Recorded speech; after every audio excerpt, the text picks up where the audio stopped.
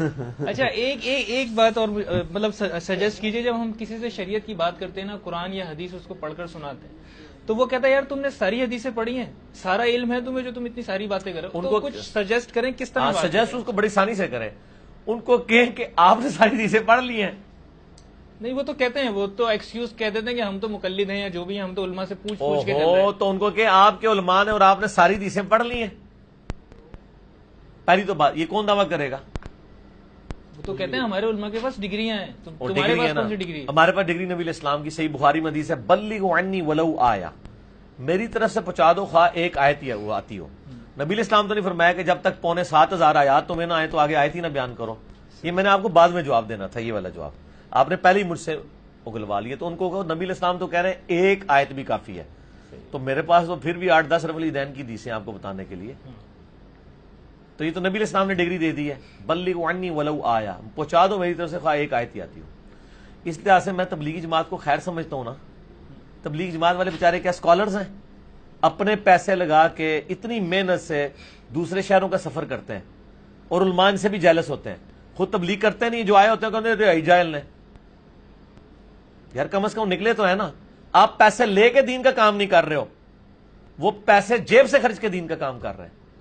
آپ کو تو ان کے پاؤں دھو کے پینے چاہیے کہ آپ کے محلے کے نمازیوں کو آپ نے کبھی توفیق نہیں ہوئی کہ آپ نماز کے لیے بلاؤ، اور ایک بندہ کراچی سے چلتا ہے اور آگے جناب جیلم کے تبلیغی مرکز سے اس کی تشکیل ہوتی ہے یا رائمنڈ سے ہوتی ہے، اور وہ جا کے لوگوں کو آپ کے ایک ایک گھر میں جا کے آپ کے محلے میں آپ کبھی نہیں گئے ہیں، امام مسجد ہو کے خطیب ہو کے بھی وہ جا کے لوگوں کو نماز کی طرف بلاتا ہے. آپ کو تو چاہیے کہ سر آپ اپنی آدھے مہینے کی تنخواہ اس کو دیں کہ یار یہ میں جو تنخواہ لے رہا تھا میں تو حلال نہیں کر سکا، یہ میرے لیے حلال نہیں ہے، آدھے سال کی ویسے ہونی چاہیے، میں چلے تھوڑا کم کر لیتا ہوں. تو یہ رکھ تو اپنی جیب سے کم از کم واپسی کا کرایہ تو نکال. تو یہ باتیں کرتے ہیں سر. اور دوسرے سے پوچھیں کہ صحابہ کرام کو ساری حدیثیں آتی تھی؟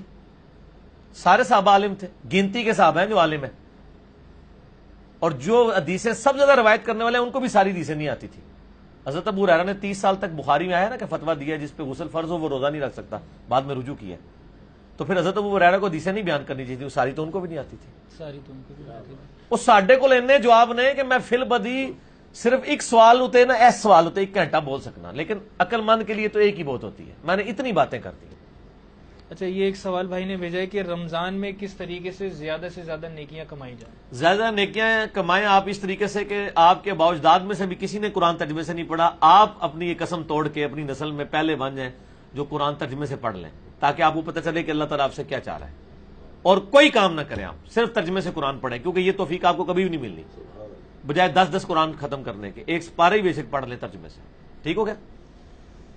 اچھا جب امام مسجد فرض نماز ختم ہو جانے کے بعد ہاتھ اٹھا کے دعا کرتا ہے تو اس وقت ہم کیا کریں؟ کیونکہ یہ ثابت تو ہے نہیں، ہم اس کی دعا میں ساتھ دیں یا پھر نہ دیں؟ آپ دعا کے بعد اس کو سمجھائیں کہ بھائی یہ ثابت نہیں ہے. سر سمجھانا تو مشکل نہیں سر، پہلے تو کام ہی کرنا ہے نا.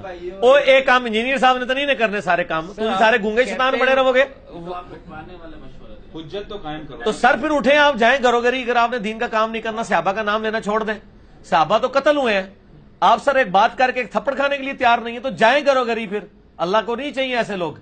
قرآن میں آیا ہے کہ اگر یہ 8 چیزیں جو دنیا کی منفعت گنوائی گی، سورۃ التوبہ کی 24 نمبر، اللہ اور اس کے رسول میں جہاد کرنے سے بہتر ہے جاؤ دفعہ ہو، انتظار کرو عذاب کا. ٹھیک ہے نا؟ پھر یہ تو بس آپ کے بھائی چھوڑ دیں، پٹوانے والی باتیں کر رہے ہیں. تو آپ لوگ جو ادھر مجھ سے اگلوا رہے ہیں، مجھے پٹوانا چاہ رہے ہیں، میں یہ کہنا شروع کر دوں، میں اپنا اللہ کے حضور اپنا ثواب ضائع کر دوں. دین کا مطلب ہی پٹوانا ہے. کامیابی کے لیے 4 شرطیں کون سی ہیں؟ ان میں ایک پٹائی بھی ہے. ہاں قرآن میں لکھا ہوا ہے الا الذین آمنوا وعملوا الصالحات وتواصوا بالحق، جو میں آپ کو بتا رہا تھا کہ امام مسجد کو بتائیں ثابت نہیں. تو اس کے آگے کیا ہے؟ وتواصوا بالصبر. اس کا مطلب یہ ہے کہ پٹائی ہوگی پھر صبر بھی کرنا ہے. پیٹنا تو جنت میں جانے کی شرط ہے. ابھی اگر آپ کی پٹائی نہیں ہوئی ہے تو آپ سمجھیں کہ آپ کی ایک شرط کم ہے. اور صاحب انشاءاللہ آپ نے بھی سنت کے مطابق رفع الیدین شروع کیا ہے نا، تو آپ کو اس تھوڑی سی پٹائی والا معاملہ ہونا چاہیے. تو آپ انگلی کٹوا کے شہداء میں یعنی صحابہ کرام کی نسبت کے ساتھ اپنی نسبت جوڑ لیں. ویسے تو ہم بڑا کہتے ہیں یار وہ تیرے ہوتے ہوئے کاش جنم لیا ہوتا، رفع الیدین پھر بھی نہ تو شروع کرتا. تیرے ہوتے جنم لیا ہوتا، میں کبھی تیرے قدموں سے لپٹ جاتا، کبھی یہ کرتا. میں کہا رفع الیدین پھر بھی نہ تو شروع کرتا. کیونکہ تیرے ہوتے جنم لیا ہوتا تو ضروری تو نہیں ہے کہ ابو بکر عمر عثمان و علی ہوتا, ابو جہل بھی تو ہو سکتا تھا نا. اچھا علی بھائی, اب ایک جگہ کہتے ہیں کہ جو علماء ہے نا وہ irreparable ہے, پھر کئی مسئلوں میں آپ یہ کہتے ہیں کہ آپ ان سے جائیں اور بات کریں, تو کیا کریں؟ ہاں, میں وہ اس لیے کہتا ہوں کہ ان سے اس لیے بات کریں کہ ان کو پتا چلے کہ دنیا میں صرف ایک انجینئر ہی پاگل نہیں ہے, 4 اور بندوں کے بھی دماغ خراب ہوئے ہیں. اچھا ہاں سر, اس طریقے سے راگ لاپنے سے یہ فائدہ ہوگا, وہ ان کی ریپیئر تو نہیں ہوگی لیکن آندہ وہ بات کرتے ہوئے محتاط ہو جائیں گے. اور یہ ہوتا ہے جب ان کو یہ پتا چل جائے نا کہ لوگ اس طرح واچ کرتے ہیں تو وہ بیک فٹ پہ جانا شروع ہو جاتا ہے, اس سے ایک ماحول بننا شروع ہو جاتا ہے. یہ تو ایکسپیرینس کیا ہے ہم لوگوں, ہاں, ہم نے اکثر کیا ہے. سچائی کے بولنے سے فائدہ ہوتا ہے. تبلیغی جماعت والے لوگ تو کہتے ہیں نا یار یہ بول ہی بولتے رہتے ہیں, سر بہت فائدہ ہے. روزانہ آپ یہ بولیں اللہ سے ہوتا ہے, اللہ کے غیر سے کوئی نہیں ہوتا, اس سے بڑا فرق پڑتا ہے. اس طرح علماء کے سامنے بھی بولنے سے بڑا فرق پڑے گا. لوگ سمجھیں گے یار کہ ایک پاگل نہیں گا, ہر جگہ 2-4 رہنے, تو اس سے لوگ بیک فٹ پہ جائیں گے. تبدیلی جو ہے وہ دیے سے دیا جلانے سے ہوتی ہے, تو یہ تو سب نے جلانا ہے نا. ایک مسئلہ اور, دوسرا ہم نے چوتھی شرط پہ بھی تو عمل کروانا ہوتا ہے نا آپ کو. آپ کو جنت تک لے کے جانا ہے تو اللہ دے بندے ہو, چوتھا گیئر بھی تو لوانا ہے نا. لگے گا انشاءاللہ. بات صحیح ہے, فرق تو پڑے گا یا تو سننے والے کو یا سنانے والے. ہاں فرق پڑے گا. اچھا, یہ ایک بھائی نے سوال بھیجا کہ امت میں اختلاف کی سب سے بڑی وجہ آپ کیا سمجھتے ہیں؟ علماء. آپ کا جملہ پورا نہیں ہوا تو میں نے بتا دیا. اور سر علماء ہی وجہ ہے, سو کہنے کی ضرورت ہی نہیں ہے. آپ سو کہیں گے تو میں تو کو سو لواں گا, بھائی علماء آک کیڑے لے آؤ, چھوڑ دیں آپ. علماء ہی وجہ ہے, امپلائڈ ہے یہ چیز. علماء حق کی لسٹ نہ آپ کے پاس ہے نہ میرے پاس ہے, تو میں ان کا نام کیوں لوں؟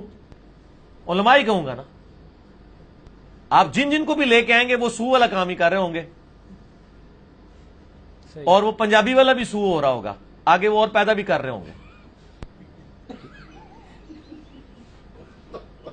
ٹھیک ہے, چھوڑ دو, گلاں کر دو. علماء ہی وجہ ہے اور کوئی وجہ نہیں ہے. آپ کے لوگ دین سے دور ہیں تو علماء وجہ ہے. ہر چیز کے پیچھے علماء ہے. لوگ کتابوں سنن نہیں پڑھتے, علماء وجہ ہے. کیونکہ انہوں نے جب کہا ہے کہ قرآن حدیث ڈائریکٹ پڑھو گے تو گمراہ ہو جاؤ گے. سر یہ یہودی آپ کو کہتا نا, آپ کہتے ہیں تو دشمن اسلام ہے, لیکن یہودی نما عالم دین آپ کو ممبر پہ ہر دفعہ پٹی پڑھاتا ہے قرآن حدیث ڈائریکٹ نہیں پڑھنا چاہیے, بندہ گمراہ ہو جائے گا. آپ سبحان اللہ کہہ رہے ہوتے ہیں, آپ کے منہ میں زبان نہیں ہے, گونگے شیطان بنے ہوئے ہیں آپ لوگ. کوئی یہودی آپ کو کہے کہ زبیر بھائی آپ نے قرآن نہیں پڑھنا, آپ گمراہ ہو جائیں گے, تو آپ اس کی بات کو پازیٹو لیں گے. لیکن مولوی یہی بات کرتا ہے, بڑا پازیٹو لیتے ہیں. تو مجھے بتائیں جو مولوی اپنی کتابوں کے بارے میں یہ بات کہہ رہا ہے کہ آپ پڑھ کے گمراہ ہو جاؤ گے, میں علماء سو نہیں کہنا چاہیے, یہ علماء کفر ہیں. سو تو چھوٹی بات ہے. جو قرآن حدیث سے روکے, قرآن کی ٹرم میں ایسے شخص کو کیا کہا گیا؟ مشرکین عرب کو کہا گیا نا یہ اللہ کے ذکر سے حرم میں آنے سے روکتے ہیں, سب کچھ کرتے ہیں. ایٹ لیسٹ یہ منافقین ہیں, کیونکہ اسلام کے لبادے میں اسلام سے دشمنی پیدا کر رہے ہیں. منافق یہی ہوتا ہے نا. سر رہنے دیں, یہی وجہ ہے. اور میں آپ کو بتاؤں یہ وجہ یہ ہے نا, اس وجہ پہ بھی اجماع ہے. میں ابھی آپ کو اجماع ثابت کر رہا ہوں. آپ لوگوں سے پوچھیں دیوبندیوں سے کہ بریلویوں کی گمراہی کی وجہ کیا ہے, وہ کہیں گے بریلوی علماء. آپ بریلویوں سے پوچھیں یار یہ دیوبندی جو ہیں ان کے پچھلے لوگ بھی ابھی تک گستاخانہ باتوں کے دفاع کر رہے ہیں, کیوں کر رہے ہو؟ کہیں گے یار مولویوں نے پٹی پڑھائی ہے انہوں, تو وہ کہہ رہے ہوں گے دیوبندی علماء وجہ ہے. تو دونوں ٹھیک کہہ رہے ہیں, تو اجماع تو ہو گیا نا. ہر ایک دوسرے کے علماء کا نام لے گا. آپ کو کبھی نہیں ہوگا کہ آپ کہیں گے یار وہ بریلویوں کا جو فٹ بالر ہے نا وہ اصل میں وجہ ہے ان کی گمراہی کی. یہ کوئی کہے گا آپ کو کبھی؟ ہمیشہ علماء کا ہی نام لیں گے نا. تو سر میں نے اجماع ثابت کر دیا نا. بریلوی کہیں گے دیوبندیوں کی گمراہی کی وجہ دیوبندی علماء اور بزرگ ہیں, دیوبندی کہیں گے بریلویوں کی گمراہی کی وجہ بریلویوں کے علماء بزرگ ہیں. تو اجماع ہے نا یار, میں جو بات کر رہا ہوں اس میں اجماع ہے. دلیل لینی تھی آپ نے, میں نے دے دی, اور آپ ایگری کر رہے ہیں کہ وہ یہی کہیں گے. تو اب آپ نے سوال کا جواب میں نے صحیح دیا تھا نا کہ علماء وجہ ہے. صحیح. اور اس وقت آپ کو انشاءاللہ وہ یہ بھی نہیں کہیں گے کہ بریلویوں کے علماء سو وجہ ہیں. اے سو کا لفظ نہیں بولن گے ہو, کیونکہ وہ بریلویوں کے علماء کو سمجھتے ہی سو ہیں, تو علماء ہی کہیں گے. اور بریلوی دیوبندیوں کیا سمجھتے ہیں؟ وہی سمجھتے ہیں. تو بس ساری سو سو ہوگی, سو سو پہ گئی ہے. بس کرو اللہ کے بندے کی کرنا جائے, سوسو ہو گئی, تھو ہو گئی. چلیے بھائی سوال ابھی بہت زیادہ باقی ہیں اور سحری کا ٹائم ہو رہا ہے تو کیا کیا جائے؟ میرا خیال ہے اب کافی ہیں سوال، باقی سوال انشاءاللہ آپ چھوڑ جائیں ادھر، اگلی مجلس میں اکوموڈیٹ کر لیں گے، ٹھیک ہے نا؟ اچھا ان کے کچھ اگر سوال نہیں اب وہ ٹائم ساری کا ہو گیا نا، ساری میرے بھائی ضروری ہے کیونکہ 3:15 تک ہم نے ساری ختم کرنی ہے، تو آپ ساری کر لیں، پھر انشاءاللہ کوئی معاملہ بنا تو انشاءاللہ کر لیں گے، ٹھیک ہے جی؟ اسے بند کریں۔ سبحانک اللہم وبحمدک اشہد ان لا الہ الا انت استغفرک واتوب الیک وما علینا الا البلاغ المبین۔ جزاکم اللہ خیرا۔